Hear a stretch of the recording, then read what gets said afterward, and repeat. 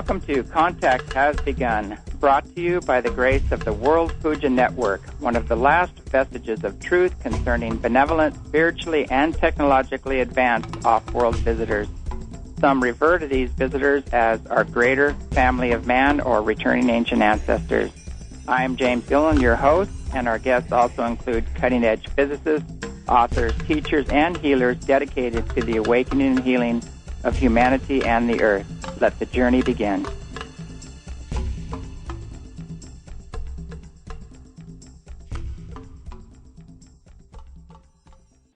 Greetings, this is James Gilliland. I'm your host. We've got another great show. We've got Santos Bonacci. He's been on the show before, and what a riveting guest. He takes astro-theology to a whole new level and talks about synchronicity and the 12 cell salts needed for ascension. There's so many different ways we can go with this interview, and I'm not going to beat around the bush here. I'm just going to bring him on. So, Santos, are you with us? Yes, I am, James. How are you? Oh, I'm doing great. How are you doing? Great. Hey, fantastic. by the way, I don't know if you heard, but we totally had our case dismissed. Yeah, I'm so glad. I'm so glad because I know how the court systems work, and they don't work on justice, my friend. They just work on commerce.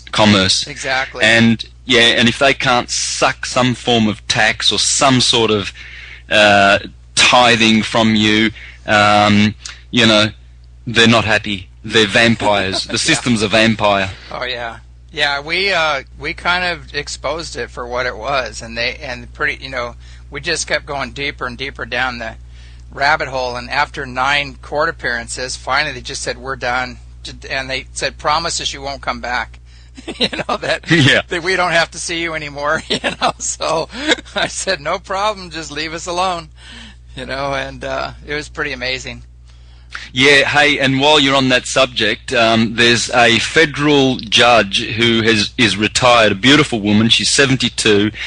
Her name is Mary H. Bullock, and she's terminally ill at the moment, but she's going all out with her life in danger to expose the American court system as fraudulent and corrupt, to the core, putrid, unsalvageable, and she says there is no justice in the country. It's all about commerce. The judges, all they want to do is to close cases.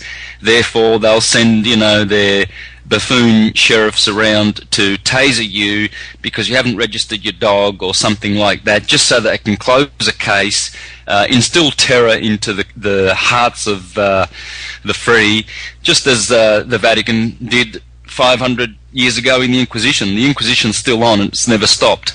Yeah. I've proven that. Yeah, it's sad. I mean, we saw that. I mean, it got to the point where I got to wear the jewelry, the 8th time around, but for contempt. But I got out of it, But anyway, I just stood my ground, and I had a great legal team behind me, and just called it like it was, and told them they had no right to do what they're doing, and prove to me your jurisdiction. And we just went over and over and round in circles, to the point where they said, if you say that one more time, I'm going to throw you in jail. And so, of course I just, told them, I said, this case is over. You've already, I said, there's an estoppel in place, you're done. Until you can get past that, he goes, I don't know anything about any of this. And I go, well, I said, well, if you want time to research this, that's great. But the bottom line is that, these people lost their case, 2 years ago, year and a half ago. Congratulations. They didn't respond to any of our affidavits or anything. So anyway, no. So it was quite a journey. I'm so glad it's over. But a lot of people were watching it, and a lot of people are relieved, that people are finally standing up against this system, and it is corrupt. It's unfixable. It's got to go down, and it will go down, and it will go down by the power of consciousness, James. If we can awaken enough people, that's what the scriptures talk about when it says the earth and the powers that be shall be destroyed by fire. Mm-hmm. It's the Promethean fire of the consciousness. Yeah. This is what the elites are afraid of. They are so afraid. They work in the dark. No one knows who they are. I've been exposing them, actually. Here's a one for you. The Grey Pope. Are you aware of the Grey Pope? I know of the Black Pope, and the right. Well, Pope, we all know. I'm not sure about him. Yep. Well, there's a Grey Pope. Now, I believe there is a Red Pope too, and these are the colours of the four horsemen of the apocalypse, of course. Okay. The Red Pope, I believe, is in charge of the propaganda arm of the Vatican. In other words, the poisoning of the minds of the buffoons that worship this fictional idol and blaspheme to the heavens by giving it, credit and calling themselves Catholics. Oh, yeah. I mean, my God, that's the most vile label in the universe. But I can guarantee you that the so-called Deus Rex royal bloodlines that rule the families from behind the scenes have put popes on the throne of Rome, and they are all bloodline, rest assured. Oh, yeah. But the Grey Pope is none other than Pepe Orsini, and I'm happy to say that that's the family that we need to go after, or not we need to go after, but in consciousness and be aware of, that are poisoning humanity. You'll find that they all dwell in the suburbs of Rome still in their little mansions, and no one knows that they're actually pulling the strings behind the scene. But they are interbred and intermarried with the royal families. Queen Elizabeth has this bloodline. It's all Roman. Goes back to corrupt Zoroastrian Persian bloodlines and pharaonic Egyptian bloodlines and Khazarian, and they all mixed up together and consolidated their wealth so that they could use it against what they call the goy, the dumb sheeple, the masses that we can pour chemtrails over and inject with mercury, thimerosal vaccines, etc.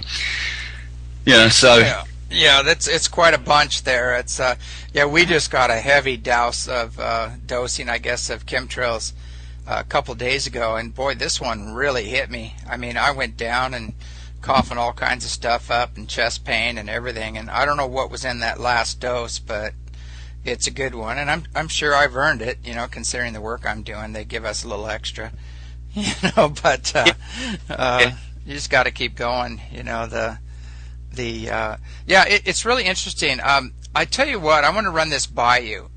In meditation, I was getting this really powerful message, and it was one of these beings, these ancient beings, was talking to me, and he was saying that the earth and the sun have an agreement, and what I was getting from that is they have an agreement, and there's going to be a support coming from the sun to help the earth through her ascension process, and they have this agreement that's going to be acted out here real soon. And then he was saying that they said tyranny is coming to a close, and he was talking about those who are holding that consciousness or that frequency are just going to implode, on themselves, and it does seem like we are moving into this alignment with galactic plane, and we're going to be subject to huge magnetic waves of energy. And I'm curious if your research has brought anything up about how that would affect those who are just locked into their ego, who are focused on control and greed and power over others and things like that. I'm wondering if anything has come up in your research concerning that. There has, and I've spoken about this quite a bit lately, because the countdown to 21st of December it's about 6 weeks. Yeah. We just had the eclipse, and that was the portal. That was the signpost that we were looking for, and we've gone beyond that now. And this 6 weeks countdown is going to be immense, just immense. The beautiful energy that is coming will favour the conscious. It will favour the ones who have raised the fluids in their bodies through good works, virtually, and just loving truth and doing good deeds. And I'll get into that in a minute, but as you said, that these lower vibrating ones will implode, it's going to be dreadful for the lower-minded, closed-minded foot soldiers of Rome, because that's all they are, those that haven't awakened. It will be a dreadful time. I know it is. I haven't had any visions like you have. I get people writing to me every day about similar things. They have dreams, lucid dreams. They have entities that speak to them and communicate with them of the things that are coming. And tyranny is over. It is over. We may see it rear its ugly head, because this is how criminals work. You know, they don't. Have you ever seen the Holy Grail by Monty Python? Yes, yeah. Yeah. Have you seen the Black Knight that guards the bridge, right? He's none shall pass. Yeah, and and King Arthur says, what? All right, well, I'll take you on then. And all of a sudden one limb's off, and it's only a flesh wound. Right, so he chops the other arm. No, that's nothing. You know, then a leg. And he's still hurling abuses at King Arthur, of course, and even while he's running away, yellow-livered, come back, I'll have you, and so it's quite ridiculous. But this is how the evil are, because evil equates with stupidity. Simple as that. So they're too stupid to reason. So they're not going to just let go of this beautiful system of commerce that they've concocted since the days of Constantine the criminal.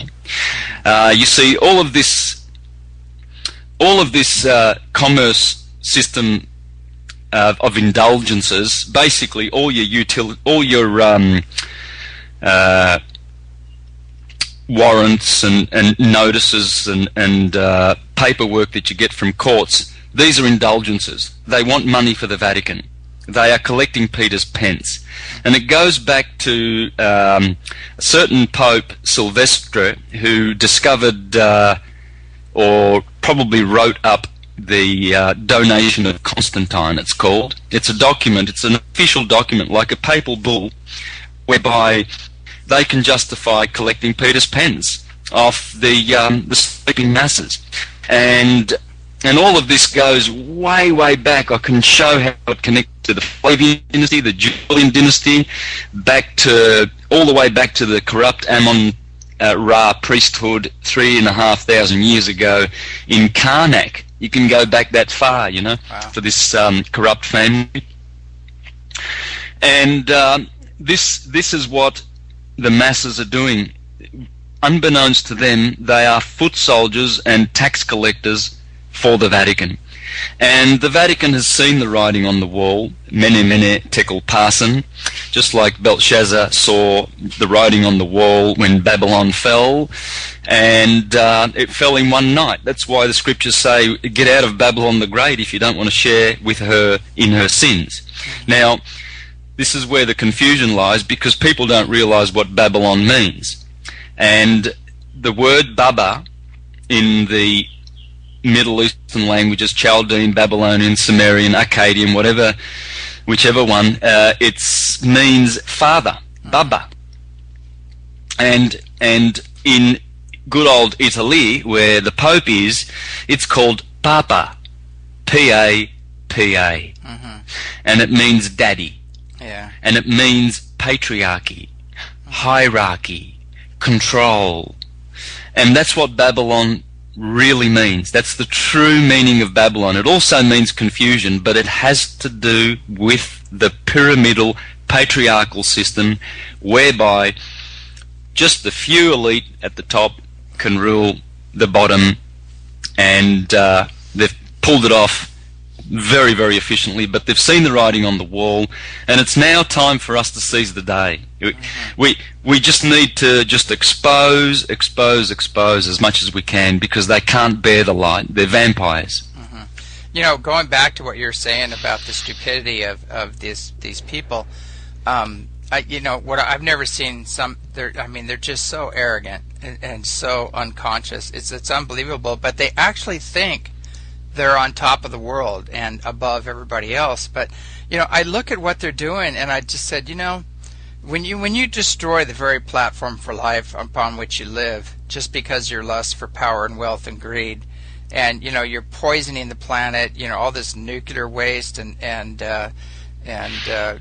CO2, all this stuff going on that they're doing, the waters, the toxins, in the drinking water, everything. You look at this and you go, how can these guys have any brains whatsoever? I mean, how can they consider themselves intelligent in doing what they're doing? And they haven't even figured out karma yet, or universal law, action and reaction. It's so simple, but these guys are digging such a big hole. And like Babylon, get out of Babylon, at least you befall her sins or whatever.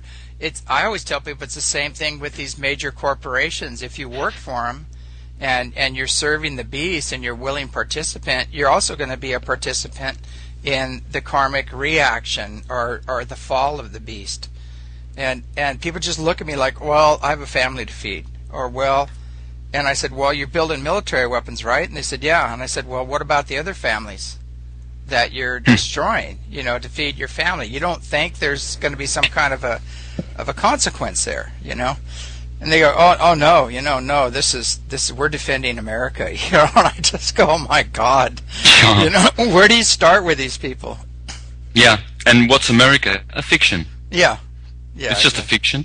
No. It's just a name. We're defending America. It's well, if you go even further, it's a corporation based on created in 1871 in that little 100 square miles of land, and the Vatican owns that. In fact, I brought out in my new syncretism presentation, which will be up in a couple of days, I brought out that the land on which DC was called Rome, and the river there was called the Tiber, and that's why they called it Capitol Hill with an O, Capitol, to mirror Capitol Hill at the Vatican.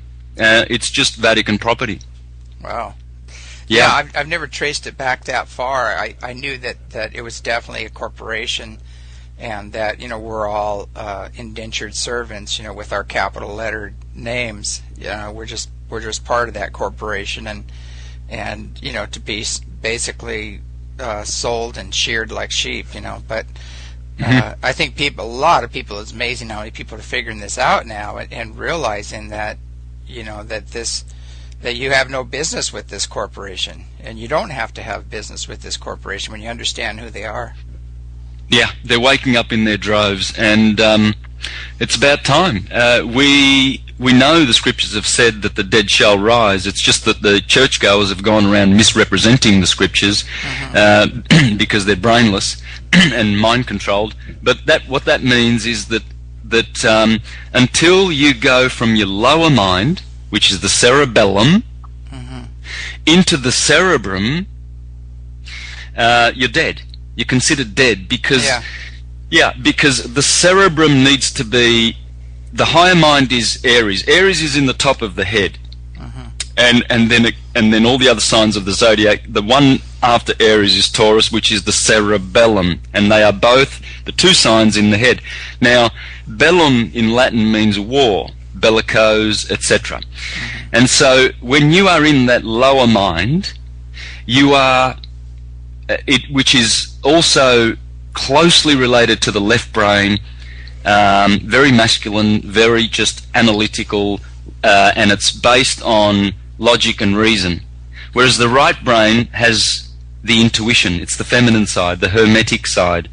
And this is the one that's been shut down by the Vatican, you see. This is why they ensure that in classrooms everybody's writing with their right hands, because the right hand, when you use the right side of your body, you're activating your left brain. And so you've got controllable people, because if people were in their right brain, they would be, or at least balance the two hemispheres, they would be less controllable. And so this is why the scriptures say that the Israelites had to cross the Red Sea to enter the Promised Land. The Red Sea is the corpus callosum, which joins the two hemispheres of the cerebrum. And unless you cross the Red Sea, you will not get into the right side, and you will always be on the sinister side, which is, and that's practicing sin. Yeah. That's what the sinners, that's who the sinners are. The people who are fixed in the lower mind and think that they've made it somehow, and so they go around vomiting their opinions, about their religion, etc., and all of these things, whereas all they're doing is just repeating erroneous ideas. You see, they've never reached the higher mind, the temple. Yeah, I just had a conversation with one of those recently. It was quite interesting. They were it was a very, very fundamentalist thing going on, and they asked me something about saved or something. I can't remember what it was, and I told him, I said, well, maybe you can understand. I don't understand this. I said, maybe you can explain to me why, man is born a sinner, original sin, because this guy Adam took a bite out of an apple, and your whole program is based on that. And then I said, the second question I have is, if God is omnipresent and the Creator is omnipresent within all creation, then what do I have to do, or where do I have to go? All I have to do is be present. And then I asked him a third question. I can't remember the second one. Pulled the rabbit out of the hat there for him or something. But the third question I was asking him was I'm trying to explain, I don't know, by your teaching, by your master, He says, he talks about an all-loving, all-forgiving God, and he says, judge not, lest ye be judged, and things like that. And I said that, if you just practice that, it seems like we'd all be getting along. All the wars would stop. If you saw the Creator in all creation, you'd stop destroying the planet. Stop doing this insidious clear-cutting here that they're doing. All this stuff. I just said, why? I said, why do you think I need help when all you have to do is look around you and how you're judging your neighbor and the other people in the other congregation? I mean, I think there's 3 Baptist congregations here, and they're just now starting to get along, and then the Presbyterians, they all have the same book, the same master, the same teachings, and I just go, I said, I want to say that I just don't get it, but I think the problem is I do get it. And I do get it, and I just don't want to admit that I get it. It's so ridiculous. It's so beyond ridiculous, and the blasphemy thing has no hold on me anymore. You can call me the devil or Satan's tool or I'm a confuser, whatever you want to do. Doesn't even bother me more. I said, if I can't ask valid questions and get responsible answers or some kind of intelligent answer, then I said, I really don't have time for this program at all. And I said, but it's amazing where we've had that kicked, we've had base common sense kicked out of us, just base logic. And I don't see how any creator who would give us these abilities would say you can't use them. It doesn't make any sense to me whatsoever. Yeah. Look, what you just related then brought to mind what Celsus said 1800 years ago when he busted the literalist Christians as a pack of morons, because as opposed to the Gnostic Christians who had mysticism and the mystery school teachings of Egypt, the literalists came along because the Julian and the Flavian dynasty, you see, Julius Caesar, JC, he is actually the Jesus Christ that people today are worshipping, and they don't realize it. But Celsus busted them shortly after they started to appear on the scene, going around in the marketplaces, teaching all the morons that they could find. And he said, Celsus said, when a true philosopher would come, they would pack their little soapboxes, jump off, and run away with their tail between their legs because they couldn't argue, or they couldn't deal with intelligent people. But I have Celsus's book in my hand, and I just want to read something to you that reflects what you just said. He says in his book, Celsus on the True Doctrine, a Discourse Against the Christians, on page 70, he says, "Now the Christians are just as proud as the Jews. They profess to seek converts, but thrive on martyrdom. I rather suspect that if all men desired to become Christians, the cult would immediately shut the door to converts." At the start of their movement, they were very few in number and unified in purpose. Since that time, they have spread all around and now number in the thousands. It is not surprising, therefore, that there are divisions among them, factions of sorts, each wanting to have its own territory. Nor is it surprising that as these divisions have become so numerous, the various parties have taken to condemning each other, so that today they have only one thing in common, if that, the name Christian. Yeah. Look, I urge the listeners to grab Celsus's book, because you will imagine it's as though he were writing in a newspaper today. Yeah. And he exposed them as just morons being controlled by the Roman elite. To believe in a literal Jesus as a saviour. Anyone who is waiting for a vicarious redeemer does not deserve to be saved. Salvation is a process that comes from within, and this is how it's explainable. You can explain the Jesus Christ story in 1 minute to a good-hearted truth seeker, regardless of what church they belong to. But if they have a corrupt heart and they have just a fleeting interest in the subject of truth, they will run away. But this is how I would do it. Jesus died at 33, did he not? Apparently. Right. So Jesus dies for our sins, the scriptures tell us, and Christ rises. Well, there's the secret to the Jesus Christ mystery. Jesus dies at 33. You have 33 bones in your vertebrae.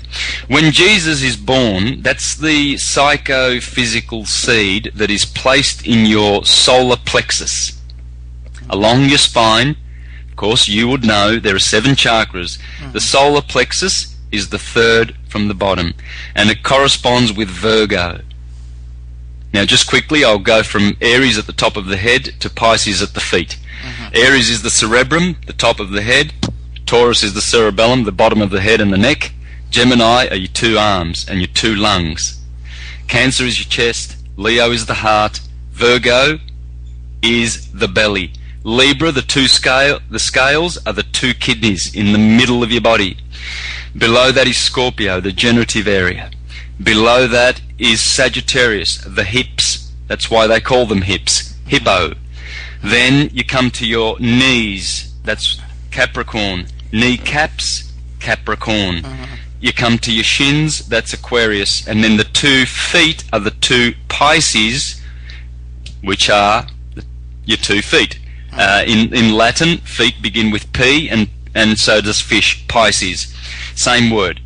Now, Virgo is the belly. It's the solar plexus. Every month when the moon transits your sun sign, in my case I'm Arian, so when the moon is in Aries, it generates a psychophysical germ in the solar plexus.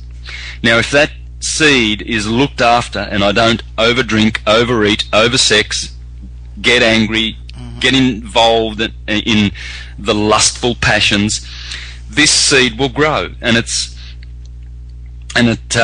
grows and it ascends up the spine. And this is baby Jesus born in Bethlehem. Bethlehem is the womb that both male and female have, the solar plexus, and that's at the bottom of the spinal column. And so when the oil ascends up the spine, oil, in other words, is called Christos. At the 33rd vertebrae, at the medulla oblongata, where it finally arrives after many, many good habits and moderation and moderate habits, it passes the vagus nerve, which crosses and the Pingala and the Ida nerve, which we call the Kundalini and the Kundabhafa, they connect at the very top of the medulla oblongata. When the oil finally arrives at this precious spot, that's where Jesus dies, and then the Christ is crucified. That's the crucifixion, or the crossover of the oil. And then what happens is there are 3 days when this oil remains in the third ventricle, near the optic thalamus. It touches the optic thalamus. The optic thalamus then needs to process that oil for 3 days. That's the tomb of Osiris. That's the tomb of death where Jesus is laid in linen. And then the Christ rises. Well, what happens then, we know that DMT is produced in the pineal gland, and melanin and melatonin and all of these beautiful secretions. All the glands do. But what happens once the oil is returned is that the pineal gland now secretes a fluid which was known in occult science as the blood of the Christ. Yeah, because it purifies the blood. And this is how the ancient mystery schools were able to help heal people and help them to live for very, very long lives by raising the Christ up to the optic thalamus and producing the new blood, the new wine. As Jesus says, you don't put new wine in old wineskins. Because what happens now is that fluid is much more intense. In fact, it's 1,000 times higher vibrating. And when that fluid is secreted, it activates all the dormant brain cells in the cerebrum. And the cerebrum is another word for cherubim. And these are the 2 cherubim that Moses placed over the Ark of the Covenant, which is the optic thalamus. And what happens then is you have the lights turned on. And that's why we say Christ is king, or consciousness is king, because Christ is consciousness. That's all it is. And Jesus is the little germ that we all produce on a monthly basis. Only thing is that most people squander that seed because they just drink too much or eat too much, or they just do not control their bodily habits. They cannot control themselves, and what happens is they produce acid in their stomachs and in their intestines, and they have no alkalinity in their bodies. You see, there's a war in our body, and it's the war against the sun, who alchemically is alkaline, because the word alkaline comes from Arabic, and it means al-kali. Al is God the Father, the Son, and Kali is fire, the Father, God of fire. And the opposite of that is acid, which is ruled by Saturn.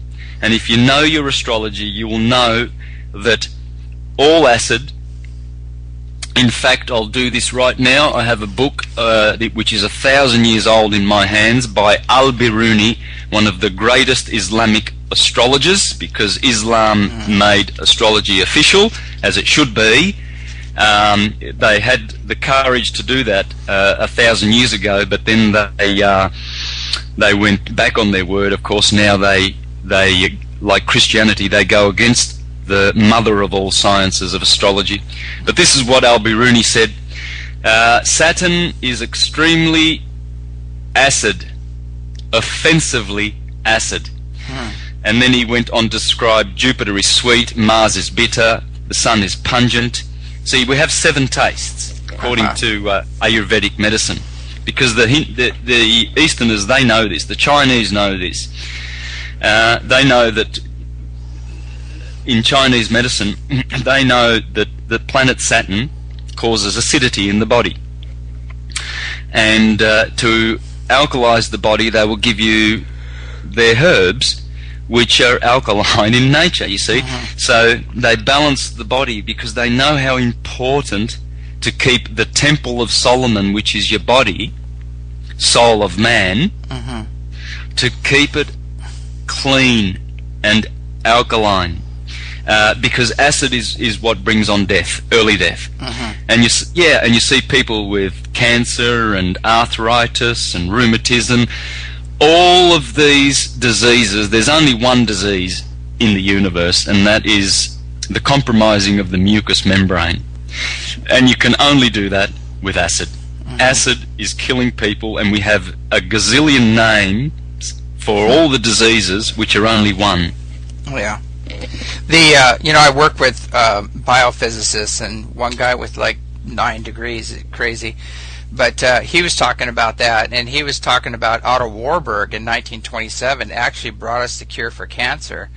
And he said all you need to do is alkalinize the blood and make the body more alkaline and increase the oxygen levels. And he says, cancer's anaerobic, and you can back it right out of the system. And so he created an oxygenated water. It has crystallized oxygen in it, stabilized it, and it also alkalinizes the body, and it's a microhydrant, so it absorbs into your system immediately. And it's one of the keys to turning this around. And I was looking at society, and almost everything, all of these processed foods are acidic. They turn your body extremely acidic.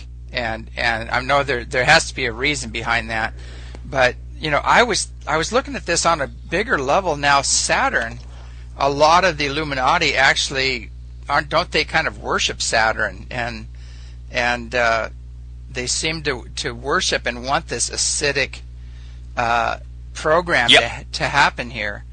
And I mean, even war is acidic. Isn't she a war, one of the goddesses of war that they worship? I forgot her name now.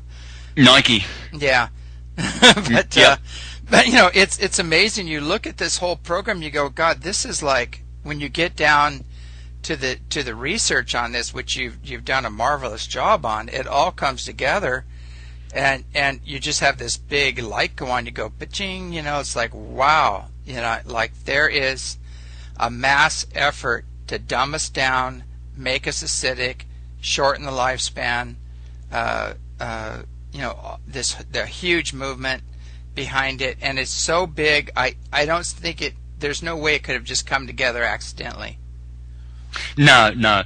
These families, as I said, see, they know that we have been reincarnating on this planet in what's called by the philosophers and the Hermetists the cycle of necessity. You see, our souls come in, and according to the very person that I was just reading from, Celsus, in fact, I will read from Celsus again to show you how long the cycle is, because he actually mentioned that we need at least 30,000 years. Most souls are here for. Wow. And this how do you spell his name? Just so if people want to look that up or get a copy of that book. Yeah, it's Celsus. Okay, great. I think I'm going to get a copy myself. Oh, you really ought to, and you ought to tell any churchgoer that knocks on your door, say, please read Celsus. He busted you 2,000 years ago. I don't know what you're still doing at my door. Yeah, you these should. people, I want to act in love, and I want to say, and some of them aren't ready to hear some of these things, and I honor that. But I go, why can't we just be kind to each other? How about just stop judging each other, being kind to each other and the planet, and let's just agree to that. And most of them will, but there's those hardcore ones that think you need to be exorcised or saved or whatever. Yeah, it's really, if I ever express anger against churchianity, it's really against those ones. It's the killing ones amongst them, not the good-hearted ones that are ignorant and just go to church and believe in Christianity. That's fine. You can believe in Islam, Judaism, Islam. They're just languages. That's all they are. They're all teaching the same theology. There's only one theology. Absolutely only one universe, one theology, and God is the universe. God is all. We are God. And I mean, if you can't can't understand that, well, it's not worth it's not worth engaging in any conversation with people that cannot grasp that. I mean, it's childish if you speak to them. But what he says on page 122 is, as Empedocles teaches. Now he's quoting Empedocles, who was a great philosopher around the time of Pythagoras. The soul must wander about away from the blessed for 30,000 years, becoming in its time every possible shape of mortal being. Yeah, the soul is guarded in the here and now by the wardens of our earthly prison. This is the nature of our mortal existence. We are given to gatekeepers for purposes ordained by God. This is philosophic what I'm preaching. And then he says it makes on the officers of demons in charge of our prison. But he was attacking the Christians there. I think we're losing you. Are you there? I think your mic went off or something. Oh, okay. Where did you lose me? Just right there when you're. Okay. Just lost a couple, just 4 or 5 words maybe. No worries. So the point, why did I read that about 30,000 years? Well, that's the average. I mean, some of us get through in less than that, and according to Homer and Hesiod and all those guys, indicating that Ulysses wandered for 10 years, that number is symbolic. Manly P. Hall pointed that out, and so did Macrobius 1600 years ago, that the number of the years of the Trojan War was 10 years, and the wanderings of Ulysses was 10 years. This is a symbolic number for the 10,000 years that good souls are here for, reincarnating. But some, due to great sleepfulness, are here in the cycle of necessity for at least 30,000 years. Now, why did I mention this? Because the elites know this. So what they've done is they've intermarried over thousands of years and consolidated their wealth so that they can reincarnate into wealth. You see, like Prince William, he reincarnated into the family because he was always in that family, because they lust for power and they gravitate to those families. This is why these families are so creepy and love to kill and steal the wealth of other families, because other families believe that Jesus is going to come in the clouds to save them one day, but don't realize that Jesus and Christ are within, and all things that we have, everything that we have, is within. I mean, the scriptures tell you the kingdom of God is within you. So if the kingdom of God is within you, what else do you need? Oh, exactly. It says the temple's within. All of that. Ye are God's children of the Most High. I love Meister Eckhart, what he had to say. He said, I can't remember how it went. I think it was if nut seeds produce nut trees and pear seeds produce pear trees, he said, what do God seeds produce? And exactly, pretty much summed it up. But we've had so much guilt and unworthiness and division, oppressed on us that we just can't handle the fact that the one consciousness that encompasses all consciousness on all planes and dimensions is within us. We just have to ignite that spark, and then we can become one, as the other masters have become one, or atonement, at one-ment. It's pretty basic.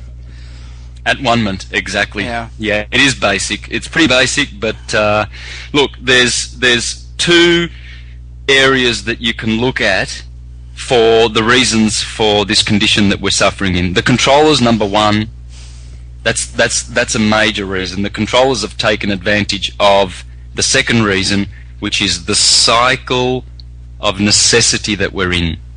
In the cycle of necessity, which is simply just the precessional cycle, the precession of the equinoxes, in that cycle we go from gold through silver through bronze into iron, and we unfortunately have just come out of the Iron Age, and really you can just blame it on that if you like. I mean, but the fact that the elites have done a number on us and taken advantage of this decline in consciousness, this fall of man, is pretty much unforgivable unless they truly repent. Repentance is basically just to stop doing evil things. And the Rothschilds and the Rockefellers, they've been invited to repent.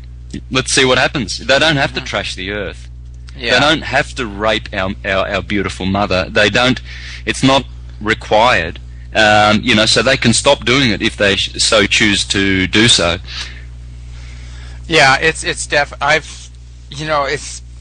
I'd love to see them just shift, and I'm all for forgiveness and moving forward, but there needs to be some kind of reconciliation on the other side there, and I think those who have amassed great wealth at the expense of humanity and the earth have to shift and turn this energy back, into the awakening and healing process, and cleaning up restoring our environment and awakening people and things of that nature. And I think that's their only salvation. The only way they're going to come through this thing and not implode with these new energies coming in is to make that shift. Yeah. Yep, absolutely. And they're invited to do so, and in fact many are. And when I say many, it's probably few compared to the ones that are still resisting this change, but there are ones from the elite who are changing their heart and making it known to the world. There's good in there. There's for instance Princess Nakamaru. My wife's Japanese, so I know about Nakamaru, and she's doing really well. She's actually related to Emperor Hirohito of that family, and she is outspoken against what the controllers are doing.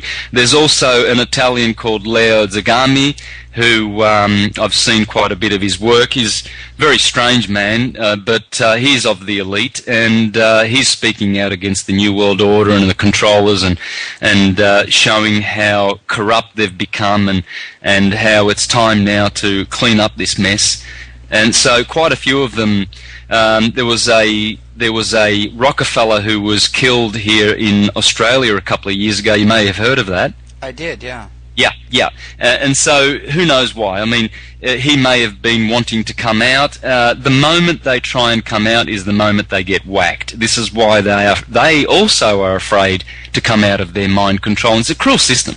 Oh, it's an absolutely cruel system. I mean, what they do is they put their children through torture and mind control so that they can look after the family business.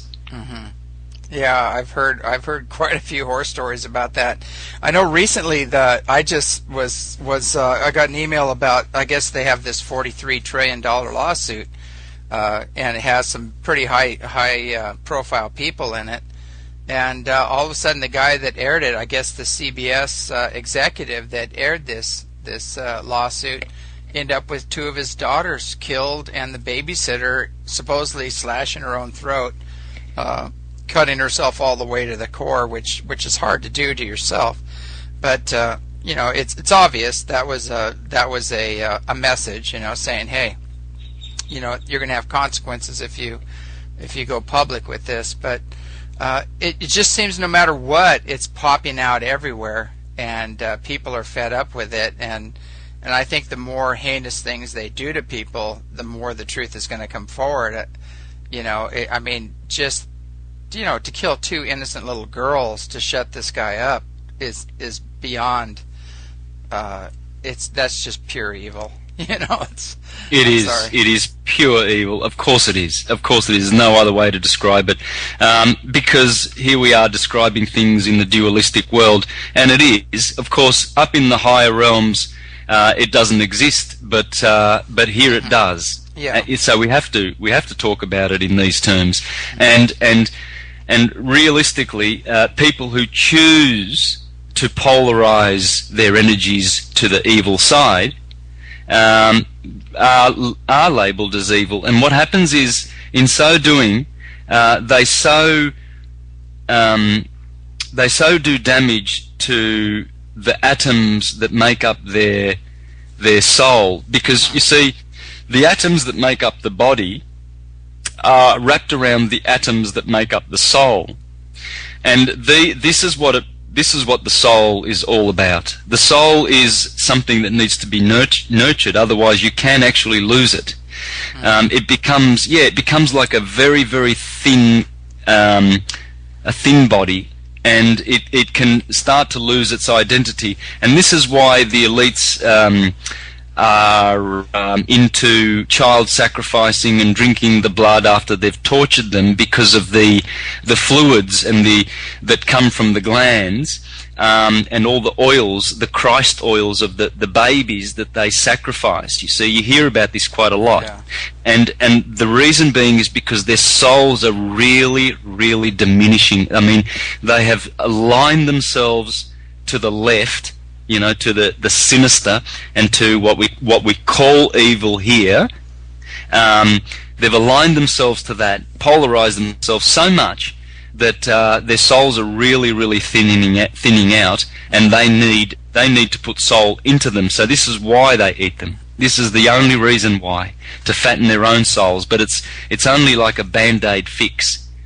Yeah, I mean, that's coming up too, where all these children, especially a lot of Native American children in Canada and other places, have disappeared, you know, under the elite's care, supposedly, and nobody can find them. There's no record of where they went, what happened to them, or anything. And there's massive lawsuits and charges, you know, recently coming up and hitting the press, you know, big time about these events that happened. And you know, I just see that's part of the process where no rock is being left unturned. Everything is just coming to the surface so we can see who's who and what they've been up to. There shall be nothing done in secret that will not be revealed in the last days. Mm-hmm. And we will see it with our own eyes. We will see, very shortly, we will see massive changes. Oh, yeah. Changes that will even surprise us. But the sad thing is, for the ones that continue in their stubbornness, in the book of Revelation, I remember when I was a churchgoer, where it talks about all the plagues that God sent down to man, and they did not repent. Well, this is basically just metaphorically speaking about how men have many opportunities, collectively and as individuals, to make changes in their lives, to improve, to open their minds and turn every stone to find the truth, rather than just going to your own local little church and reading your own little Jehovah's Witness publications for the truth, because the Mormons are lying and the Baptists are lying. Only Jehovah's people have the truth. This is narrow. This is really, really narrow. People who do this don't realize that they are suffering from a disease called narrow-mindedness, and it's really, really dangerous. It's very important to turn every stone you can to find the truth, because if you don't, you will, and that's how life presents the truth to you. Every day there are opportunities where you can open a door and say, well, look, you know, I might just have an open mind and see what, you know, this person has to say, and that is the way you can escape opinion and acquire direct knowledge, because churchgoers are kept in the lower mind of opinion, whereas the higher mind, which Einstein spoke a bit about, is the mind of direct knowledge. Yeah, and that's going to take research outside the box, you know, and I've seen that over and over again. You know, even a lot of churches condemn you for looking outside of their box, and you know, and I go, what a puny God, you know? Is your God that puny that that he can't handle a little constructive criticism, or a little research, or whatever, If this guy's all omnipotent and everything else, what does he need you for? He could toast me anytime. So exactly. Yeah. So that's between me and God. Why do you need to step in between? If he wants or she wants to toast me, for using my God-given brain to try to figure things out and step outside the box, because basically we have to really look at things. It's not working down here. Our present legal system isn't working. The religions aren't working. The governments aren't working. Nothing is working. If any of those things worked, we would have heaven on earth right now. So they've had their run, and we have to step, up to the basic fact that was a failed experiment. It didn't work. So maybe we should try something else and get out of this insanity of doing the same thing over and over, expecting a different result. Exactly. It reminds me of I used to love watching the Simpsons because they're very funny. But Bart Simpson was he presses the doorbell and it squirts him in the face, so and then he just wipes the water off his face. Then he presses the bell again and it squirts him in the face, and then wipes his face, does it again, and he doesn't get it, right? Because he's a little dumbass. He's Bart Simpson. Yeah. But the thing is, churchgoers are doing the same thing, and politicians are doing the same thing, and you see people going round and round in circles doing the same thing. They just cannot escape the lower mind. They look like animals that keep practicing doing the same little things every day. Like my dog, if I hold a ball in my hand, I have her undivided attention. Yeah. She will just chase the ball all day long because she thinks that's her job. And this is what the elites do. They hold balls up, and all sorts of knickknacks and tricks. Here's a new thing. Oh, here's a new fashion. Try this. Oh, a new car. Look at this. We've got a new idea. And people just go, wow, look at, and off they go. And what they are doing is they are being distracted by black magic sorcerers that hold up balls for them to be, entertained. Movies, for instance, spewing out vomit. I mean, yeah. Oh, they're getting more and more horrible and mind controlling. The feeling you get when you go to the movies these days with the ads and everything, and just the creepy way that the path that Hollywood has taken, very, very dark. You get sick. I get sick after I walk out of the cinema. Yeah, I do too. I can't go anymore. Yep. I go, if you've got a comedy or something that's mind expanding or whatever else, even if it's rude, I don't care if it's funny, but I cannot do the this mind control, just blasting music and people getting decapitated and eaten from inside out, or all these zombie movies, everything else. I go, forget it. Don't even bring those into my house. I don't even want that frequency playing, in my house. Oh yeah, it's just it's so low, and yet people, it's like the food they eat, junk food, fatty food, food that is highly processed because it's great for the palate. Oh, yum, yum, yum. But the havoc it creates. Oh my God. And this is what the movies are like. The movies, the horror movies and all the fear, they are addicted to that kind of sensation. Mm-hmm. And this is what causes acidity too. The love of the lower vibrating lusts and sensations and emotions, etc. Yeah, I agree. We're coming up to the end of the hour. I wish I had a 2-hour show here. Unfortunately, I don't on this network. But we'll have to get you back on, because I think we could probably go for 3 or 4 hours.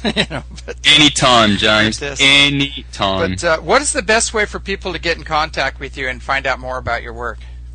I would go to Mr. Astro-theology, which is my YouTube handle, and I would start at the very top of my playlist with my new video that I released a week and a half ago called Syncretism. I would really seriously watch that now. I've released some truths that must reach the ears and eyes of all truth seekers. I have busted the true theology. The true theology is, we can be relieved that there is only one theology in this universe. There's not the many as the elite would have us believe. And keep us divided. Well, again, thank you so much for coming on the show, and we'll definitely put that link up on the website and get that information out. Yeah, thanks, James. And James, I really hope that we talk again, because I enjoy your approach to interviews. I really love what you're doing and your commitment to truth and humanity and love and ascension. And congratulations on your win with the court. And may you absolutely prosper and be blessed. And let's look forward to the days coming, because we shall ascend. Omnia vincit veritas. All right. Thank you so much. This is James Gilliland signing off. Have a great day.